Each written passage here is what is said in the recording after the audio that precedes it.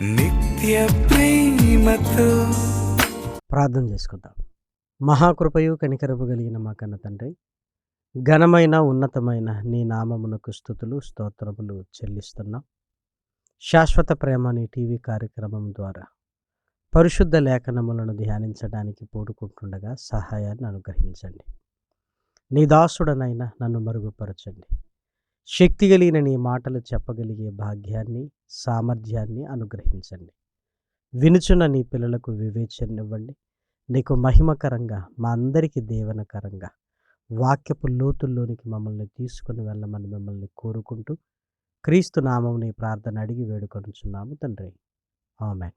ప్రేమన దేవుని వర్లారా, దేవుని మహాకృపను బట్టి, ఆయన ఉన్నతమైన ప్రేమను బట్టి పరలోకమందున్న కన్న తండ్రికి క్రీస్తు పేర కృతజ్ఞతాస్తుతులు చెల్లించుచున్నాను. దేవుని పిల్లలైన మీ అందరికీ కూడా క్రీస్తు పేర శుభములు వందనములు తెలియజేస్తూ, నవంబర్ 15 దాటగానే నెమ్మదిగా క్రిస్మస్ సందడి ప్రారంభమై డిసెంబర్ 25కి రాగానే ఒక తారాస్థాయికి చేరుకుంటుంది. ప్రపంచమంతటా క్రిస్మస్ వేడుకలు ఘనంగా జరగటం అనేది మనందరికీ తెలుసు. క్యాలెండర్లో చూసినప్పుడు క్రిస్మస్ అనేది ఒక పండుగ. అలాగే క్యాలెండర్లో చూసినప్పుడు యేసుక్రీస్తు మరణ దినం అనేది గుడ్ ఫ్రైడేగా ఒక సెలవు దినం, ఒక పండుగ. కానీ పరిశుద్ధ గ్రంథంలో చూస్తే యేసుక్రీస్తు పుట్టుక నుంచి మరణ సమాధి పునరుత్థానముల వరకు చాలా విషయాలు మనకు నేర్పించడానికి దేవుడు రాయించాడు అని మనం అర్థం చేసుకోవాలి. ఒక మనిషి పుట్టుక చావులను మాత్రమే ఈ లోకం గుర్తుపెట్టుకోవడానికి సమాధి పలకల మీద వ్రాసినట్టు, యేసుక్రీస్తు పుట్టుక చావులను మాత్రమే కాదు, ఆయన పుట్టుక దగ్గర నుంచి మరణ సమాధి పునరుత్థానముల వరకు ఆలోచించాలి. కాబట్టి పండుగ పేరుతో కేవలం యేసుక్రీస్తును బట్టి ఆనందించాలి అని ప్రపంచం ఎదురు చూస్తుందే కానీ ఆయన పుట్టుక మరణము మధ్య జీవిత కాలంలో ఆయన బ్రతుకును వదిలేస్తుంది. ప్రేమన దేవుని పిల్లలారా, కాబట్టి యేసుక్రీస్తు పరలోకాన్ని విడిచిపెట్టి ఎందుకు వచ్చాడు? వచ్చిన ఆయన శిశువుగా ఎందుకు జన్మించాలి? 33.5 సంవత్సరాలు ఎందుకు బ్రతకాలి?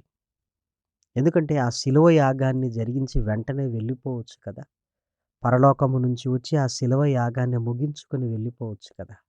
కానీ దాసుని స్వరూపాన్ని ధరించుకొని మనలాంటి శరీరపు స్వభావము కలిగిన వాడుగా ఉంటూ పాపము లేనివాడుగా బ్రతికి మరణ సమాధి పునరుత్థానముల వల్ల ప్రపంచానికి ఒక నిరీక్షణను, విమోచనను, ఆశ్చర్యాన్ని కలిగించిన ఆ మహనీయుని జీవితం పుట్టుక నుంచి ఆయన పునరుత్థానం వరకు ఆలోచించగలిగితే మనం నేర్చుకోవలసిన చాలా విషయాలు ఉన్నాయి. కాబట్టి క్రిస్మస్ అనగానే కేవలం పుట్టుకని ఏదో పండుగ చేసి పంపటం కాదు, ఆయన అడుగుజాడలలో నడవటానికి మనం ప్రయత్నం చేయాలి. కాబట్టి పరిశుద్ధ గ్రంథంలోనికి వెళ్ళి మనం చూడగలిగితే పేతురు గారు రాసిన మొదటి పత్రిక 2వ అధ్యాయంలో రాయబడిన ఒక చక్కటి మాటను దయచేసి చూడండి. 21వ వచనం, క్రీస్తు మీ కొరకు బాధపడి మీరు తన అడుగు జాడలయందు నడుచుకొనున్నట్లు మీకు మాదిరి ఉంచి పోయెను. ఆయన అడుగుజాడల్లో నడవటానికి పరలోకపు సింహాసనాన్ని విడిచిపెట్టి నరరూపాన్ని ధరించుకొని కన్య అయిన మరియ గర్భాన జన్మించాడు. మనం కేవలం పుట్టుకను చూస్తున్నాం కానీ పుట్టిన ఆయన ఎలా బ్రతికాడు అని ఆలోచించగలిగితే పాపము లేనివాడుగా బ్రతికాడు. అది మనకు మాదిరి ఉంచాడు ఆయన అడుగు జాడలలో నడవటానికి.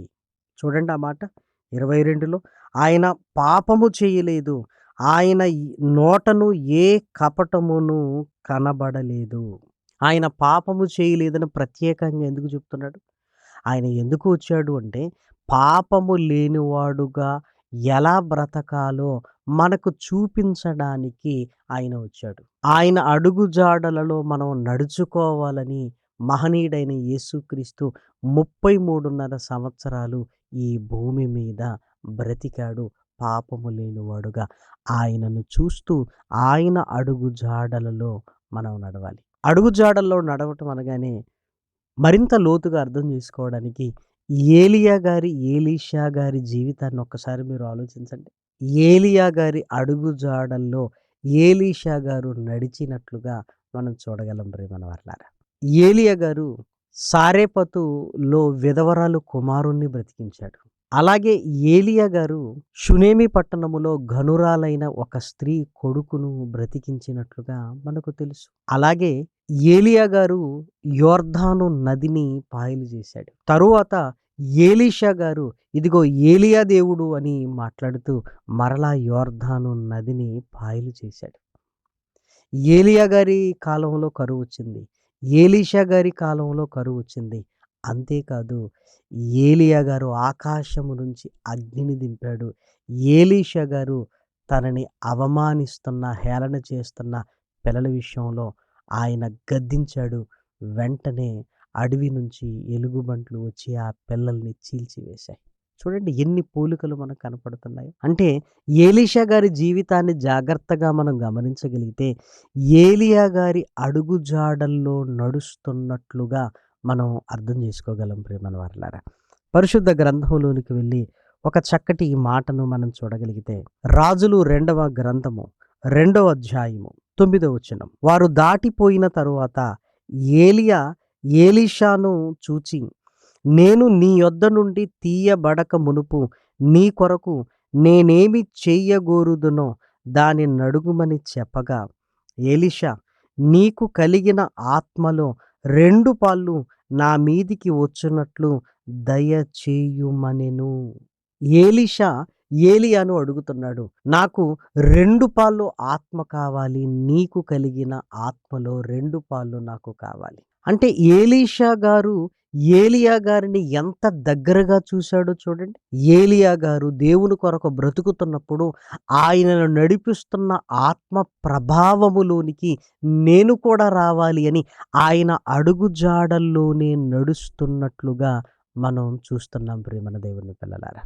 దయచేసి 2వ అధ్యాయము 8వ వచనం చూడండి. అంతటి ఏలియా తన దుప్పటి తీసుకొని మడత పెట్టి నీటి మీద కొట్టగా అది యువతలకు అవతలకు విడిపోయెను గనుక వారిద్దరూ పొడి నేల మీద దాటిపోయిరి. మరలా ఏలియా గారు ఆరోహణం అయిపోయిన తర్వాత ఏలీషా గారు తిరిగి వస్తున్నారు. రాజులు 2వ గ్రంథము 2వ అధ్యాయము 14వ వచనం. ఒంటి మీద నుంచి క్రింద పడిన ఆ దుప్పటిని పట్టుకుని నీటి మీద కొట్టి ఏలియా యొక్క దేవుడైన యెహోవా ఎక్కడ ఉన్నాడనను. అతడు ఆ దుప్పటితో నీటిని కొట్టగా అది ఇటు అటు విడిపోయినందున ఏలీషా అవతలి ఒడ్డునకు నడిచి పోయెను. చూసారా? అంటే ఏలీషా గారి జీవితము ఏలియా గారి అడుగుజాడల్లో నడుస్తుంది అని మనం గ్రహించాలి ప్రియమైన దేవుని పిల్లలారా. లోకం కూడా వారి అడుగుజాడల్లో నడుస్తూ ఉంటుంది. ఒక క్రికెటర్ చూడండి, ఎవరినో కళ్ళ ముందు పెట్టుకుంటాడు, వారి అడుగుజాడల్లో నడవటానికి ప్రయత్నం చేస్తుంటాడు. ఒక బిజినెస్ మ్యాన్ చూడండి, ఎదుగుతున్న వాడిని, నాకు ఆదర్శం, నాకు మార్గదర్శి, నేను అతని అడుగుజాడల్లో నేను నడుస్తున్నాను అంటాడు. సినీ రంగాన్ని చూడండి, ఫలాని వాళ్ళ అడుగుజాడల్లో నేను వెళుతున్నాను అంటారు. లోకానికి లోకంలో ఉన్నవారు ఆదర్శప్రాయులుగా కనపడుతున్నప్పుడు పరిశుద్ధ గ్రంథంలో దేవుడు మనకు ఎవరిని చూపిస్తున్నాడో తెలుసా? మహనీయుడైన యేసు క్రీస్తును చూపిస్తున్నాడు ప్రేమన దేవుని పిల్లలారా. ఏలీషా గారే ఏలియాను చూసి ఆయన అడుగుజాడల్లో నడవాలి అని చక్కగా తన జీవితాన్ని ముందుకు తీసుకుని వెళితే ఏలీషా గారికి లేని మహాభాగ్యము మనకుంది అని చెప్పొచ్చు. ఎందుకంటే యేసుక్రీస్తు అడుగుజాడల్లో నడవగలిగే భాగ్యం ప్రేమన దేవుని పిల్లలారా, ఎంత గొప్ప భాగ్యం చూడండి. పాత నిబంధన గ్రంథంలో మర్మమై ఉన్న, మరుగై ఉన్న, నీడలా ఉన్న ఆయన నిజస్వరూపము ఇదిగో మన కళ్ళ ముందు కనబడుతున్నప్పుడు మనం ఎంత మహాభాగ్యవంతులమో ఏ రోజైనా ఆలోచిస్తున్నారా? మరి యేసుక్రీస్తు అడుగుజాడల్లో నేను నడవాలి అన్న ఆలోచన ఎప్పుడైనా కలిగిందా? యేసుక్రీస్తు పుట్టాడు, పండగ చేసుకుందాం, హ్యాపీ క్రిస్మస్ అనుకుందాం, వదిలేద్దాం. మరలా క్యాలెండర్లో యేసుక్రీస్తు మరణదినం, మరలా పండగ చేద్దాం, మరలా 2 రోజులు ఆగితే పునరుత్థానపు పండుగ అందాం. అంతేనా? క్యాలెండర్ను ఫాలో అవుతున్నావా? దేవుడిచ్చిన పరిశుద్ధ గ్రంథాన్ని మనం ఫాలో అవుతున్నామా? ఒకసారి మీరు ఆలోచించండి. వద్దు ప్రియమైన వారలారా, క్యాలెండర్ను ఫాలో కాకూడదు, పరిశుద్ధ గ్రంథంలో ఆయన జీవితాన్ని చూడు, ఆయన పుట్టుకను చూడు, ఆయన ఎదుగుదలను చూడు, ఆయన బ్రతికిన విధానాన్ని చూడు, ఆయన మరణ సమాధి పునరుత్థానములను ఆలోచించు. ఆయన అడుగుజాడల్లో ప్రతిదీ నీ అడుగు వేయటానికి ప్రయత్నం చెయ్యి. నీ అడుగు వేయడానికి ప్రయత్నం చెయ్యి. మహనీయుడైన పౌలు గారు అన్న మాట మనందరికీ తెలుసు కదా, నేను క్రీస్తును పోలి నడుచుకున్న ప్రకారము. పౌలు గారు ఏదో పండుగలకు మాత్రమే పరిమితం కాలేదు, యేసుక్రీస్తు అడుగు జాడల్లో నడవాలని నిర్ణయించుకొని, ఇదిగో మీరు కూడా నన్ను పోలి నడుచుకోండి అని వ్రాస్తున్నాడు ప్రేమన దేవుని పిల్లలారా.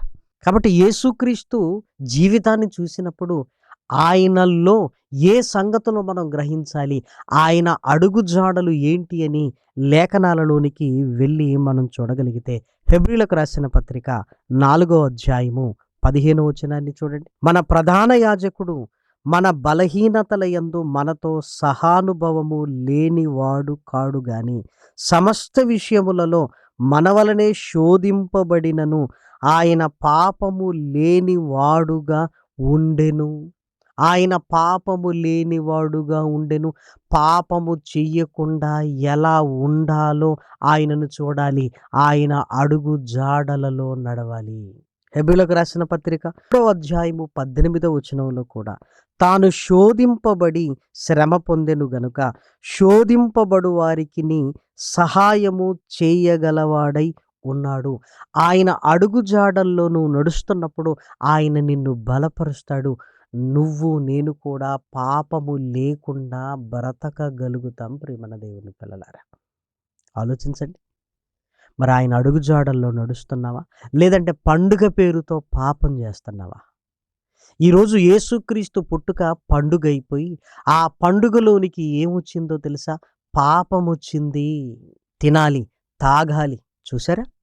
ఆయన పాపము లేకుండా ఎలా బ్రతుకుతున్నాడో ఆలోచించి, ఆయన పుట్టుక నుంచి మరణ సమాధి పునరుత్థానముల వరకు నా జీవితానికి నా మార్గదర్శిని అడుగుజాడల్లో నడవటానికి ప్రయత్నం చేయాలి. ఆయన పాపము లేనివాడుగా ఉన్నాడు. మనము కూడా పాపము లేనివాడుగా ఎలా ఉండాలో యేసుక్రీస్తు అడుగుజాడల్లోనికి వెళితే అర్థమవుతుంది. నువ్వు నేను కూడా పాపము చేయకుండా ఉండగలిగే స్థితి కలుగుతుంది ప్రేమన వారలారా. ఇలా చూస్తున్నామా యేసుక్రీస్తును? ఆయన గొప్పోడండి, అందుకే పాపం చేయలేదు, మనదే ఉందండి అని మనం పాపం చేయటం రైటే అనుకుంటున్నాం ప్రేమన వారలారా. యేసుక్రీస్తును కళ్ళ ముందు పెట్టిందే ఆయన అడుగుజాడల్లో నడవటానికి మనం ఎలా ఆలోచిస్తున్నామో చూసారా? రెండో విషయాన్ని కూడా మనం చూడగలిగితే ప్రేమన దేవుని పిల్లలారా, పేతురు గారు రాసిన మొదటి పత్రిక 4వ అధ్యాయము 1వ వచనాన్ని దయచేసి చూడండి. క్రీస్తు శరీరమందు శ్రమపడెను గనుక మీరును అట్టి మనస్సును ఆయుధముగా ధరించుకొనుడి. యేసుక్రీస్తు తన శరీరంలో శ్రమపడ్డాడు ప్రేమన వారలారా. ఆయన శ్రమనగానే కేవలం పుట్టుక దగ్గర నుంచి మరణం వరకు చూడగలిగితే ఆయన శ్రమలు కనపడుతుంటాయి. శ్రమలు అనగానే కేవలం శిలువ శ్రమలు మాత్రమే కాదు, ఆయన పుట్టినప్పుడు పశువుల తొట్టిలో పరుండబెట్టారు. శ్రమ కాదా? ఆలోచించండి. ఆయన తన శరీరధారిగా బ్రతికిన దినములలో మహారోదన, కన్నీళ్లు ఆయన జీవితంలో ఉన్నవి. శ్రమలు కాదా? యూదుల వల్ల శ్రమలు, స్వజనుల వలనైన శ్రమలు, అధికారుల వల్ల శ్రమలు, కుటుంబంలో శ్రమలు, ఇవన్నీ ఆయన తట్టుకున్నాడు ప్రేమన వారలారా. చివరికి శిలువ శ్రమలను అసలు మనం మర్చిపోగలమా? ఆలోచించండి. కాబట్టి అట్టి మనస్సును మీరు ఆయుధముగా ధరించుకొనుడి అంటే క్రీస్తులో బ్రతుకుతున్న మనకు కూడా శ్రమలు వస్తాయి. ఆ శ్రమలలో ఆయన అడుగుజాడల్లో నడవాలి అని చెప్తున్నాడు. శ్రమలు రాగానే మనం ఏం చేస్తున్నామంటే విశ్వాసాన్ని కోల్పోతున్నాం, దేవుణ్ణి విడిచిపెడుతున్నాం. కానీ ఆయన అడుగుజాడల్లో నడిస్తే నా ప్రభువు నా కొరకు శ్రమపడ్డాడు, నేను కూడా ఈ శ్రమలలో ఆయనను చూస్తూ బలము పొందుకుంటాను అని ఆయన అడుగుజాడల్లో నడవాలి ప్రేమన వారలారా. ఒక స్త్రీ ప్రసవ వేదన పడుతున్నప్పుడు పక్కనే తల్లి కానివ్వండి, భర్త కానివ్వండి ఉన్నప్పుడు వారిని చూస్తూ ఆ ప్రసవ వేదనను తట్టుకొనగలిగే శక్తిని పొందుకుంటుంది. అలాగే మన జీవితంలో కూడా శ్రమలు వచ్చినప్పుడు నువ్వు క్రీస్తు వైపు చూస్తున్నావా? ఆయన అడుగుజాడల్లో నువ్వు నడవాలి అనుకుని ఆయన వైపు చూస్తున్నప్పుడు శ్రమలు సహించగలిగే స్థితి నీకు కలుగుతుంది. కాబట్టి శ్రమలలో ఆయన అడుగుజాడలలో మనం నడవాలి ప్రియమైన వారలారా. శ్రమలలో దేవుణ్ణి విడిచిపెట్టడానికి వీలు లేనే లేదు ప్రియమైన వారలారా. ఎందుకంటే ఆయన కూడా శరీరమందు శ్రమ పడ్డాడు, మనకు మాదిరిగా బ్రతికి వెళ్ళిపోయాడు ప్రియమైన దేవుని పిల్లలారా. దయచేసి లేఖనాలను మన హృదయంలో ప్రతిష్ఠించుకొని ఆయన అడుగుజాడల్లో మనం ముందుకు వెళుతుండాలి. మరొక చక్కటి విషయాన్ని మనం చూడగలిగితే తెస్సలోనికలకు రాసిన పత్రికలో కూడా వ్రాయబడిన చక్కటి మాటను దయచేసి చూడండి. 2వ పత్రిక 3వ అధ్యాయము 5వ వచనం. దేవుని అందలి ప్రేమయు క్రీస్తు చూపిన ఓర్పును మీకు కలుగునట్లు ప్రభువు మీ హృదయములను ప్రేరేపించునుగాక. మీ హృదయములను ప్రేరేపించునుగాక. ఓర్పు. తన జీవితంలో ఎలాంటి ఓర్పును కలిగి ఉన్నాడో, ఆయన అడుగుజాడల్లో మనం నడవాలి అంటే ఆయనకు కలిగిన ఓర్పును మనం కలిగి ఉండాలి. అప్పుడు ఆయన అడుగుజాడల్లో నడుస్తున్నాం అని దాని అర్థం. ఆలోచించండి ప్రియమైన దేవుని పిల్లలారా. పరిశుద్ధ గ్రంథంలో పాపము చేయకుండా ఉండటం ఆయన అడుగుజాడల్లో నడవటం, అదేవిధంగా శ్రమలు పడుతూ నిలబడటం ఆయన అడుగుజాడల్లో మనం నడవటం, ఆయనను చూసి నేర్చుకోవటం, ఓర్పు కలిగి ఉండాలి ప్రియమైన వారలారా. నిందలు అవమానాలు క్రైస్తవ జీవితానికి చాలా సహజము. యేసుక్రీస్తు కొండ మీది ప్రసంగంలోనే చెప్పాడు కదా, ధన్యతలుగా చిన్నప్పటి నుంచి నేర్చుకుంటున్నాం. ఆ నిందలకు అవమానాలకు కదిలిపోతున్నావా? ఓర్పు కలిగి ఉండాలి ప్రియమైన వారలారా. ఇంకను లేఖనాలలోనికి వెళ్ళి మనం చూడగలిగితే ఫిలిప్పీలకు రాసిన పత్రికలో ఒక మంచి మాట వ్రాయబడింది. దయచేసి చూడండి. 2వ అధ్యాయము 21వ వచనం. అందరూ తమ సొంత కార్యములనే చూచుకొనుచున్నారు గాని యేసు క్రీస్తు కార్యములను చూడరు. అందరూ సొంత కార్యములనే చూస్తున్నారు, యేసుక్రీస్తు కార్యములను చూడరు. మరి ఆయన అడుగుజాడల్లో నడవాలి అనుకున్నప్పుడు ఆయన కార్యక్రమాలను చూడాలి కదా. క్రిస్మస్ అనగానే ఆయన కార్యక్రమాలను చూస్తున్నామా, ఆయన పేరు చెప్పుకొని మన పనుల్లో పడిపోయామా చెప్పండి. కానీ ఆయన కార్యములను చూడాలి. ఆయన కార్యములు ఏంటో తెలుసా? రండి, సమీప గ్రామములకు నేను సువార్త ప్రకటించున్నట్లు వెలుదము రండి. నేను సత్క్రియలు చేయడానికి ఈ భూమి మీదికి నేను వచ్చాను. పాపిని రక్షించాలి అన్న తపన యేసుక్రీస్తులో ఉన్నది. వెతుకుంటూ యెరికోకు వెళ్ళాడు జక్కయ్యను ఆయన రక్షించడానికి. సమరయ స్త్రీ దగ్గరికి వెళ్ళాడు ఆరాధన గురించి నేర్పించడానికి, నిజమైన దేవుణ్ణి కనపరచడానికి. ప్రేమన దేవుని పిల్లలారా, ఆయన కార్యములు చూస్తున్నారా? మరి మన కార్యములు, యేసుక్రీస్తు పుట్టాడు అని మన కార్యక్రమాలు ఎలా ఉన్నాయి? కొత్త బట్టలు, పిండి వంటలు, శుభాకాంక్షలు, కొత్త వస్తువులు, ఇంట్లో సందడి, ఇంతేనా? మీరు ఆలోచించండి. ఆయన కార్యములు, పాపిని రక్షించే కార్యక్రమములో ఆయన ఉన్నాడు ప్రేమన వారలారా. మరి పాపిని రక్షించే కార్యక్రమాలలో మనం ఉండగలుగుతున్నామా? ఆలోచించండి. లేదంటే అసలు ప్రపంచంలో పాపులే లేరా? మానవాళి పాపముతో కొట్టుమిట్టాడుతున్నప్పుడు నిజంగా యేసుక్రీస్తు అడుగుజాడల్లో నడవలసిన మనము ఆయన కార్యములు చూసినప్పుడు అనేకులను రక్షించడానికి నీ కష్టాన్ని, నీ సమయాన్ని, నీ శరీరాన్ని ఇవ్వవలసిన మనం కేవలం పండుగల పేరుతో 4 గోడలకు పరిమితం అవుతున్నాం ప్రేమన వారలారా. అది తగదు కదా. లేఖనాలను చూస్తున్నప్పుడు ఈ లేఖనాలను బట్టి మీకు ఏమనిపిస్తుంది చెప్పండి? నరకానికి వెళుతున్న వారు మీకు కనబడటం లేదా? రక్షణకు ఇంకా నోచుకొని వారు మీకు కనబడటం లేదా? మన ఇంట్లోనే ఉండొచ్చు కదా. ఆలోచిస్తున్నారా? సమాజంలోనికి వెళితే ప్రియమైన దేవుని పిల్లలారా, పాపము తాండవిస్తున్నప్పుడు, యేసుక్రీస్తు కార్యములు చూస్తున్నప్పుడు, ఆయన అడుగుజాడల్లో నడవాలి అన్నప్పుడు ఈరోజు మనం చేయాల్సింది పండుగ కాదు, సువార్త ప్రకటన. ప్రియమైన దేవుని పిల్లలారా, ఆలోచించండి. యేసుక్రీస్తు కార్యములు, యేసుక్రీస్తు చెప్పిన చక్కటి మాటను మనము చూడగలిగితే మార్కు గారు రాసిన సువార్త 1 అధ్యాయము 38. ఆయన ఇతర సమీప గ్రామములలోనూ నేను ప్రకటించినట్లు వెళ్ళుదము రండి, ఇందు నిమిత్తమే కదా నేను బయలుదేరి వచ్చితినని వారితో చెప్పెను. ఇందు నిమిత్తమే కదా పరలోకాన్ని విడిచిపెట్టి నేను వచ్చాను. కాబట్టి ఆయన అడుగుజాడల్లో నడుస్తున్నప్పుడు నీవు నేను కూడా అనేకులను రక్షించడానికి ఈ సువార్త సత్యాన్ని తీసుకొని వెళ్ళాలి సమాజానికి, ప్రేమన దేవుని పిల్లలారా.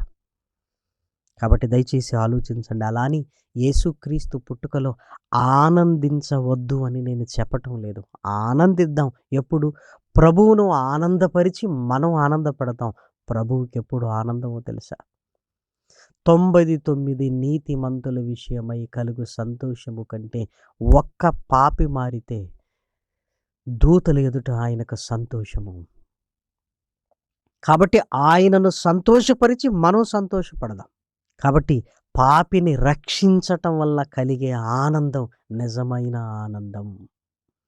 అందుకే ఫిలిప్పీలకు రాసిన పత్రికలో కూడా వ్రాయబడిన మాట, ప్రభువునందు ఆనందించండి, మరలా చెప్పుదును ఆనందించండి. ప్రభువునందు ఆనందించండి అని ఎందుకన్నాడో తెలుసా? ప్రభువును ఆనందపెట్టి మీరు ఆనందపడండి. అది ప్రభువునందు ఆనందించటం. ప్రభువును బాధ పెట్టే ఆనందం మనకెందుకు ప్రియమైన దేవుని పిల్లలారా? ప్రభువును బాధ పెట్టే ఆనందం మన జీవితాలలోనికి వద్దే వద్దు. ఈ దినాలలో ఆత్మీయంగా ప్రభువుకు దగ్గరగా ఆయన అడుగుజాడల్లో నడుస్తూ మనము కూడా క్రీస్తు వలె మనము బ్రతుకుతూ క్రీస్తు ప్రేమను ప్రకటిస్తూ అనేకులను ప్రభు దగ్గరికి తీసుకొని రాగలిగితే నిజంగా ఎంత ఆనందం ప్రభువుకు, దాన్ని బట్టి మనకు ప్రియమైన దేవుని పిల్లలారా. దయచేసి ఆలోచించండి.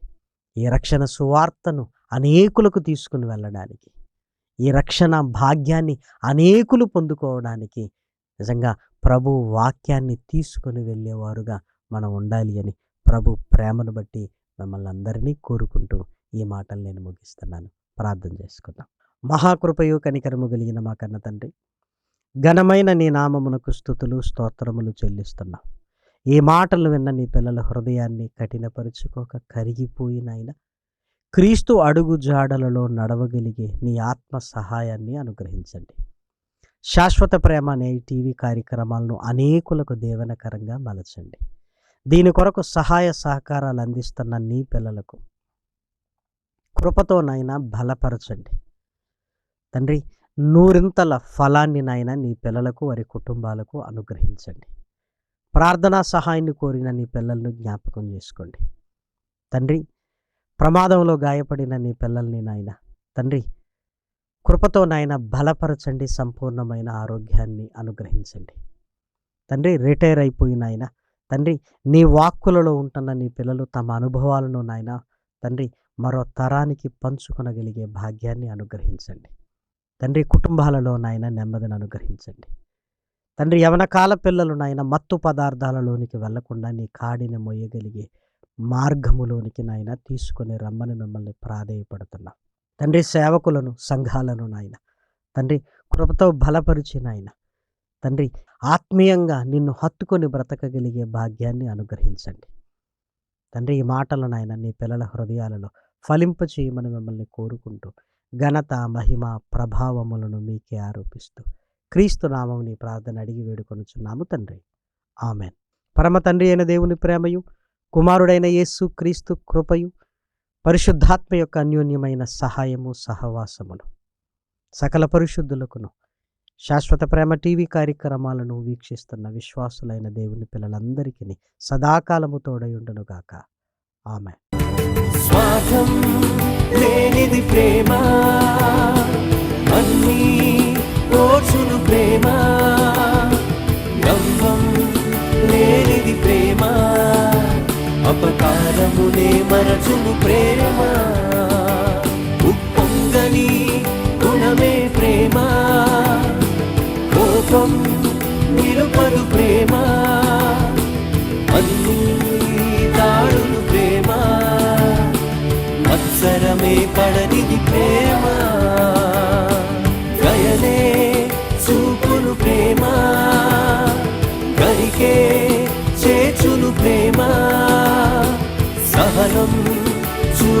ప్రేమ నిరీక్షణతో నిలుచును ప్రేమ